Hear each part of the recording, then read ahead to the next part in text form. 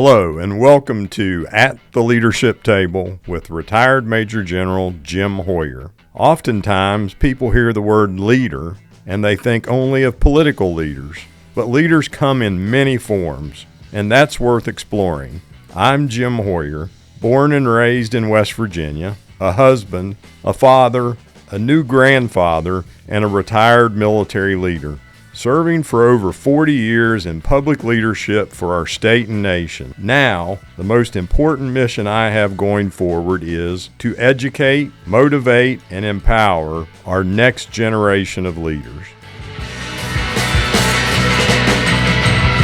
At the leadership table with me today is Coleman Erwin, founder and CEO of Harvest Trails Company.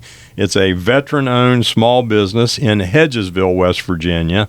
Harvest Trails specializes in freeze-dried fruits and vegetables sourced from local farmers, and we're going to hear a little bit later, too, about Coleman is a West Virginian by choice, not a West Virginian by birth. Yeah. So, Coleman, thank you for joining us at the leadership table today. Yeah, absolutely. I'm really excited to be here with you. So, we're going to start by asking you the same first question we ask all of our guests. Please share with us a standout moment when you learned something really important about leadership. Yeah, absolutely. I think, we have so many different leaders throughout the military, right? And so you learn, sometimes they're great leaders, and sometimes you get some that you're like, boy, well, that was a rough experience. Mm-hmm. But I think there's so much to be learned from both good and some of the bad ones, right? And so I think that we had a lot of great leaders that would really look out for you. They would go to bat for you. They would help you out. They would help you grow. We also had some that didn't care anything about you, and they were pretty rough. Luckily, through natural kind of cycles, they kind of get moved out and maybe not in leadership positions and stuff like that. So definitely, I think one of the big things that comes to mind that I can, have a positive impact on my employees and throughout our community is, you learn from each of those leaders, whether they were traits you want to emulate or some that you're like, wow, that didn't go so well. Maybe we don't want to do that. So. All right. So tell us a little bit about, you have experience both on the enlisted side and in the officer corps in the military. Tell us a little bit about your military experience and what transitioned you from enlisted to officer. Sure. So I started off in 2005. I enlisted as an Army medic, and in the Army National Guard, we were in Alabama. That's where I'm from, and I really enjoyed being enlisted as a medic. Absolutely enjoyed it. Some of the best years of my life. I can't say enough about how much I enjoyed really being able to do that job. It was really rewarding because you got to take people at their worst days, in some of the hardest situations, and be able to help save them and, really, really help. And so that was something that always kind of I enjoyed being able to do, is be there for folks. I wanted to be an officer kind of even from a kid, but I wanted to start off on the enlisted side. I wanted to know what they went through, what their life was like. Mm-hmm. And I think a lot of the best leaders, start off, on the other side where they can learn and they can grow and they can see what it's like to be, what it is like to, be on boots on the ground, And so I wanted to always be an officer. And so as I was coming through the ranks a little bit, I started figuring out, like, do I want to go the PA route? Do I want to go the doc route? Do I want to become a nurse? And I really liked nursing, especially on the outside of the military. You can only be in the military for so long. It's really a young man's game, And so I was like, I really like how diverse the nursing community is. And if you want to go independent practice and get your advanced degree, you could, but you're really still there, boots on the ground, taking care of the patients. And so that was kind of what led me to go that route. So I spent about 6.5 years enlisted and 6.5 years as an officer. So about 13 years total. And unfortunately, my military experience was cut a little shorter than what I thought. I thought I would stay in for 30 plus years, and they'd end up having to drag me out kicking and screaming. But had a traumatic brain injury, spinal cord damage. They told me I'd never work again, and I said, well, hold my coffee and we'll see what happens. So how did Coleman Erwin from Alabama, who spent time at various military bases across the system, get to Hedgesville, West Virginia? Yeah, absolutely. So one of my favorite squad leaders in the military, we were stationed at Fort Campbell together, absolutely solid guy. His name's Sam. And so he had said, hey, Captain Erwin, what are you doing when you get out? Because he knew I was getting out medically. Didn't want to, but I said, man, I don't know. Maybe going back to Alabama. I'm just not 100% certain yet. And he was like, I'm from West Virginia. I think you'd really like it there. It's a lot like Alabama, but you get 4 seasons. He said no season is just terrible. He was like, you're surrounded by apple orchards and mountains. And I was like, boy, that sounds amazing. And so I took leave and decided to drive up, and I was in love immediately. And I was like, this is awesome. I love it. And so much to kind of the chagrin of my family, we call West Virginia home. And so it was funny because even like Thanksgiving comes around, right? And they're like, hey, when are you moving back to Alabama? And I'm like, well, we bought a house. And they're like, oh, so maybe a couple of years. And I'm like, I'm thinking about buying a couple 100 acres of land. And they're like, so like 10, 20 years? And I was like, I don't think I'm ever leaving. I'll be honest. So West Virginia gets the benefit of not just Coleman Erwin and his family, but also a new business eventually in Harvest Trails. So tell us what inspired you to start Harvest Trails, and tell us a little bit about what that's about. Yeah, well, thanks again for having me, and I love talking about it. I started Harvest Trails because my son and I love backpacking, and so we were always looking for healthier snacks to be able to go out and hike in. And so we were like, well, we moved, the first thing we did when we got set up in our home here, we put in an orchard, we put in gardens, and we started growing our own stuff. And that was like 2018, 2019.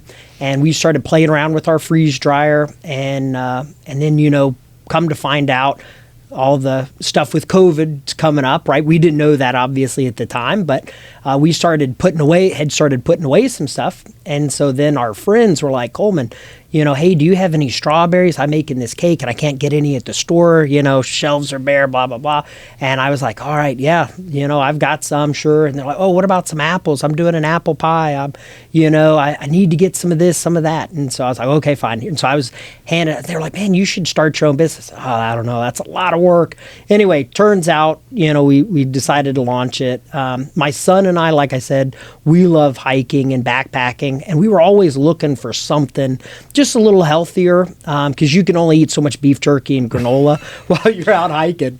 And I was like, man, we love going hiking the AT and hiking around Dolly Sods and all these beautiful spots around West Virginia and around the country. And we were like, man, this is really nice because they're really lightweight. You could take them with you. They have the same nutritional content. Ultimately 96 to 99% of the vitamins and nutrients convey over. But it's way, lighter, and you get that nice kind of crisp crunch that you're looking for. And so that was kind of how we got started with it. And then it's kind of been growing since then. So my cardiologist is going to thank you for coming on this show. Probably will. So your product is for backpackers and hikers, but also somebody who's worried about the power being out for a couple of days to, I understand that maybe restaurants and bars might buy your product and put them in cocktails. Yeah, absolutely. It's extremely diverse, which is really cool. And some of the stuff that you couldn't even do with fresh fruit, like fresh fruit and stuff, you can do with freeze-dried. So like a bakery, for example, up in Alaska, I had gone TDY up there, and he was making cheesecakes, and he was like, man, this is so expensive. I'm having to fly from Seattle back to Alaska, and I'm having to bring all this fresh produce with me, and it's costing me an arm and a leg. I can't stay in business. And I was like, man, let me just give you some of these bags. I had brought some with me because I'd just snack on them all the time. It's good advertisement anyway. And so I had given him some, and so he made a little cheesecake for me to thank me. And he was like, Coleman, I've never seen like how well like these made my cheesecakes.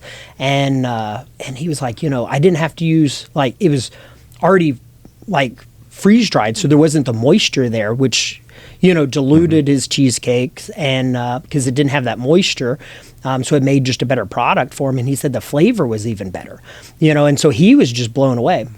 We work with a lot of distilleries and bars and breweries, stuff like that. They use them for their cocktails. They absorb some of the alcohol that's in there. And so then it's funny because normally, people would have their cocktail and then they put it down. It's funny because the places we do it, they'll like dig through the ice to grab the strawberry out of the bottom, and so that they can eat the strawberry out of it. I think you're also hitting two key important pieces that we need to think about from national perspective, and from a national security perspective, you're sourcing from local farmers around the country. You're helping to continue to grow the agriculture industry, which is an important security issue, but also you're putting it in a form that can be available for long periods of time as well, right? Yeah, long term. Absolutely. And I mean, obviously, we do have some that aren't grown local. Pineapple, mango, stuff like that. If West Virginia could grow some pineapple and mango, I'd be all over that. But for certain, strawberries, peaches, apples, things like that, blueberries. So anything we can get locally, we buy locally. And you're absolutely right. There's a lot of strategical kind of thinking with that, because we're able to take today's harvest and have it ready for tomorrow's trails, whatever that trail is, whether it's backpacking or feeding the community through food banks, or kids in school or whatever. It takes many years to grow an apple orchard. There's a lot. And then, I see it a lot in our Eastern Panhandle, which is a phenomenal area to source our stuff, but they're just bulldozing all those orchards and putting up, kind of housing and different things. And then once those apples go away, it's not like you just replant them and they're ready next year, And if there are people, some of those bigger, we'll say big chain grocery stores, they will, they're not even buying the local apples, which blows my mind. They're buying them from some other third world country or whatever. And we're shipping them over. But we've got fresh apples literally across the street. It just blows my mind. But the thing is like, why would that country, and I think we both know who I'm talking about, but why are they selling stuff when they can't feed their population? Well, we get it cheap, and then they get us relying on it. We wipe out. Exactly. Yeah, we wipe out ours because we think, well, we're getting it from them, and then something happened, and maybe they don't sell it to us anymore, and that becomes a problem. So another benefit of today is we learned that we've had on past podcasts, we had Melissa Stewart, who runs Patriot Gardens program I helped get stood up as adjutant general, that has a large apple orchard in Nicholas County and other fruits that they're growing. And we've got a lady that we interviewed by the name of Mandy Curry, who is putting together nutritious meals for children who may be facing food insecurity. So now we got a network we're going to bring together here. So perfect. So tell me a little bit about how being a veteran, and a veteran with a disability issue from service, has shaped you as a business leader. Absolutely. Well, I think we take all those experiences that you learn from the military, right? You have those leaders that you've had, and you have a lot of the values that people look for, and it helps shape so much of you as a person being in the military. It shapes you in so many ways. I think your entire life is shaped because of your service through the military.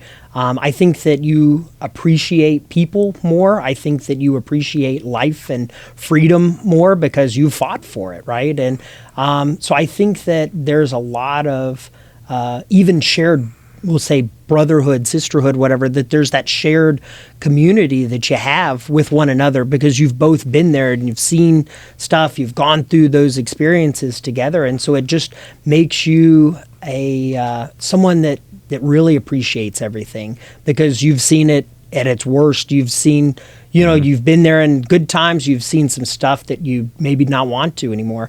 And so I think that it really shapes you in a lot of ways. The military does a lot of stuff very well. And I think, there's some stuff that we've definitely adapted. We'd have, we could do morning huddles. We can have, we give sit reps to each other. We do after action reviews, all these different things that, you learn. Like we'll make SOPs, when we're following different stuff. And, we learn like, hey, you can't cut corners, right? One of my favorite things, and my staff will laugh when they hear this eventually because they know what I'm about to say, is attention to detail, right? And so you have to have this attention to detail, right? Especially being a small business, right? Because if we cut the corners and we don't do stuff right and we are sloppy and we aren't paying attention to those details, then that has a real negative impact on business, right? And maybe people try your product and they're like, well, I just didn't care for X, Y, or Z or whatever. And so then they don't come back. And so, but then when you don't cut corners and you have a great product that you want to put forth every time and every experience just be better and better, then it keeps people coming back to you over and over. And so I think that there's a whole lot of what we gain from being in the military, and that definitely is a factor in how I know I run my business. We've talked, and I even tell people when I'm interviewing them, like, hey, this will have a military feel to it. It might, like that's just who I am, and so we have definitely taken a lot of those things over. And I think that it's great, and I love hiring other veterans. I love even first responders, fire, EMS, police. I love hiring them because they have this, shared camaraderie experience kind of with each other, and so, and there's everyone normally, because you can't say always or never, right? But, like usually there's this appreciation for the community. You serve because you want to be there for your community. You're a police or you're a fire or EMS because you love your community and you want to give back and help, right? And so to me, like that's exactly what we're wanting to do. And one of the things that I like doing with Harvest Trails, with my business, is I want to be right there for my community, and so we do all kinds of stuff, like, we try to work with schools. We just did in September, we did a back to school donation drive. And so we get bags. People can buy the bag and then we match that 1 for 1.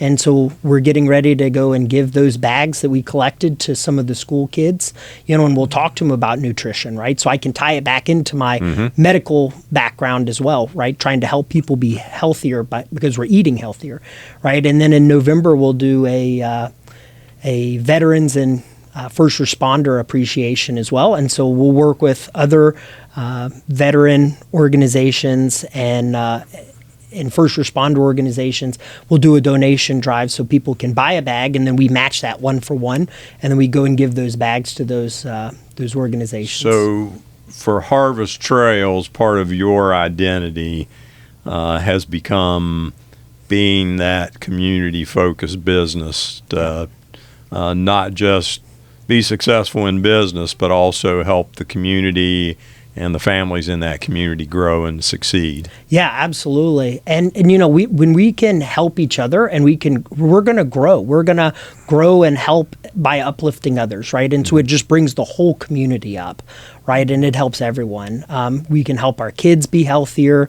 We're really big into sports and trying to help encourage people to do the right stuff, and so we launched the Harvest Trails Wendy Vance Award. And so that is an award that we give to kids. And I say kids, but I mean, it could be kindergarten through college. And so, you can apply for it. You don't have to be the valedictorian or whatever. But, you've got good grades, you do community service, and you do some sort of activity, whether it's cheerleading, football, soccer, baseball, whatever, right? So you're active in your community, and you're, a good student. And so we have this Wendy Vance Award, and it's a national award. So if someone's listening in California down the road and they wanted to apply, they definitely could. But it's what I wanted to accomplish with it is that there's so many kids that do go above and beyond, but they may not get recognized. And it can be kind of, like you want to get recognized when you're growing up and you're trying to do the right stuff, but you're not the captain of the football team, or you're not the valedictorian. And so, but there's this huge range of kids that do go above and beyond every day, but maybe they're just not recognized. So that's kind of the goal with my award, is to help keep and encourage kids to do the right stuff, help out the community. We work with I love soccer. And so we do a lot of stuff with soccer programs, from youth soccer all the way up to club travel teams to college. We sponsor Shepherd University and their basketball, cheerleading, and soccer programs. I've got NIL deals, so if you're familiar with that, I do NIL deals with them. And we love, all of the folks who are involved with that. And so we work with that. We sponsor a semi-pro team that's a new team, Berryville Football Club. We're really excited to partner with them. And we've got some future partnerships that I'm really excited about on the pro level as well. Okay. So we're hoping to one day be able to sponsor them as well.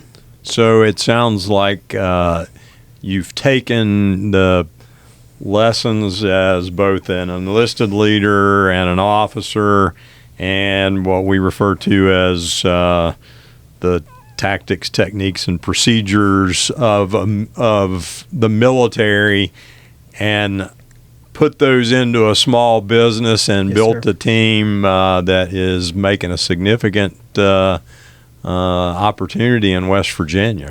Absolutely. And it's nice too, because as we go around and travel in different states, it's really nice to be able to take our stuff with us and we can market it to other states. But I tell, folks all the time at different vendor events that we go and set up at, my goal, I want to put West Virginia on the map. And we want to be the premier, freeze-dried fruit and vegetable company in the U.S. So that's kind of my goal. And we hope to also go international as well, and show what all that Appalachia, can bring to the table. So that's going to require you to grow a lot of additional suppliers in the state of West Virginia. Yep. And I guess typical growers, have you also looked at folks who might be in the hydroponic space to be able to fulfill the demand that I think you're going to have with your vision for Harvest Trail? Yeah, absolutely. Yeah, we've started reaching out to a bunch of different farms and orchards. We want to try to have as many as possible because, like you said, as we continue to grow, right, so does our demand. And, and like I said, it takes a while to grow an apple orchard, right? So, we definitely want to try to keep and encourage the ones that we're working with now, like, hey, don't cut them down. We want them, and so, yeah, we're definitely looking at growing and expanding, and certainly we're in that Eastern Panhandle now, which is a great area for peaches and apples and stuff like that. But certainly throughout the state and throughout our area, as we continue to grow and scale, we would definitely want to bring on as many as possible, because you never know, right? You may have like a tornado come through or some inclement weather, or maybe it's you're waiting for peaches to come in, and then you get a really late frost and it kills off half of the the peaches that you would have had. So we need to make sure we have enough places that we work with and in different geographical areas, so that we could continue to sustain. So you were an active duty service member, probably never even visited West Virginia. And fortunately, a friend told you about West Virginia. Now you're a West Virginia business owner. Make a pitch to other West Virginia business owners out there right now who are looking for employees, and we know we have a number of vacant positions in the state right now, why they should try to hire a veteran, even if they may not be from West Virginia originally. Yeah, absolutely. Well, I think one of the greatest things about veterans is that they typically have a huge heart.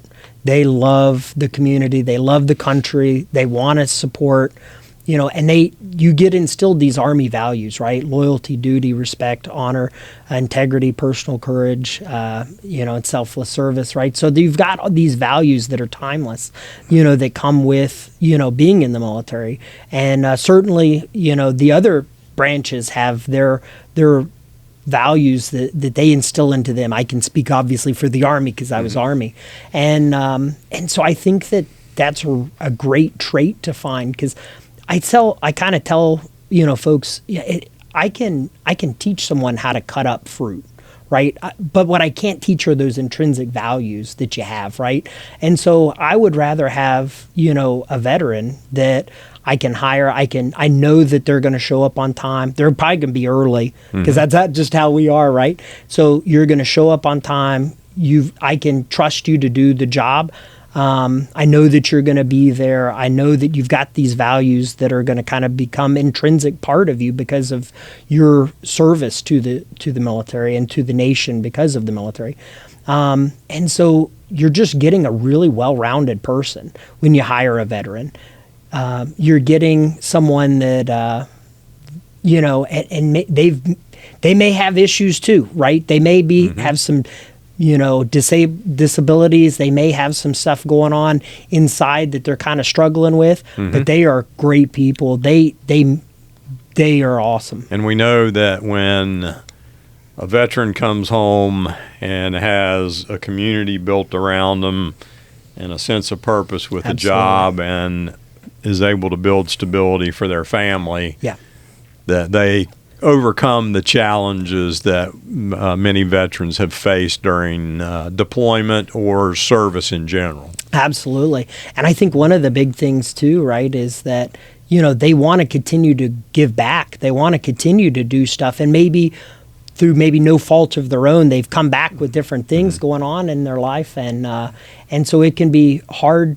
Sometimes they need to have like a purpose. They need to have, something that they're working for or working towards that goal. And certainly hiring vets, I think, is a great thing to do, because like I was started to say, right, I can teach someone how to cut up fruit. I can show them how, hey, this is the policies, these are our procedures, this is what you've got to do, right? But with a vet, that you can trust them to get that job done because they have that no quit attitude. Like they're gonna, hey, you need me at 3 a.m. Well, that sucks, but I'll be there. But they've got this mentality of, hey, we're gonna get the job done, and that's, I think, kind of rare to find sometimes in other populations. We'll say of they may not have those same values. So if I'm a farmer, whether it's a small or large in West Virginia or the surrounding region, and I want to reach out to you and talk about being a supplier, or more importantly, somebody who wants to take advantage of your product and help us achieve that goal of being a highly capable business in West Virginia, but being that international leader, supplier, how do folks reach out to you? Yeah, absolutely. It's a great question. So our website, harvesttrailsco.com, is going to have all of our info on it. And if you scroll all the way down to the bottom of our website, there'll be the phone number listed that they could reach out to. The email is listed there, info@harvesttrailsco.com. And so there's also a spot on the website on the homepage where you can get in touch, and so you can leave us a message and we can get right back in touch with you. So yeah, our website's probably the best, but certainly we have social media, because that's just how most of the places today you have to have. And so we have a Facebook and Instagram, and we made a TikTok, but don't expect me to do any dancing for TikTok. And I don't expect to be on there dancing with you either. So harvesttrailsco.com. That's right. And they can reach out to you, whether it's a potential supplier or hopefully somebody that's going to take advantage of the opportunity to buy a great product. And Coleman, this has been an inspiring session for me because I've seen a veteran who struggled with issues from service become a highly successful business leader in West Virginia by choice. And you hit two of the most important things for me. You said you want to make West Virginia great, and you want to be the international leader right here in West Virginia. So I thank you for your service, but more importantly, for those objectives as a veteran, and look forward to helping you achieve more success going forward. And thank you for joining us at the leadership table. Yes, sir. Thank you for having me. Thanks for listening. This has been At the Leadership Table with retired Major General Jim Hoyer. Did you know you can now find me on social media at RMG Hoyer? That's HOYER, or email me at rmgjameshoyer@gmail.com.